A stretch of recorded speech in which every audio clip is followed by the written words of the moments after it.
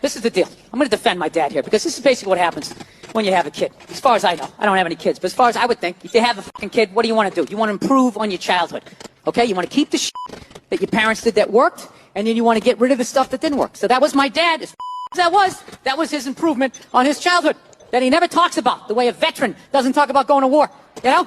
So I figure if that was his improvement on his childhood just must have been something like, don't change his diaper. Let him figure it out for himself. Get out in the rain, you baby! Hey, let me handle this, lady! Why are you still standing here, you toddler? So, he took it from that and knocked it down to, don't hug him, it's gonna make him gay. Right?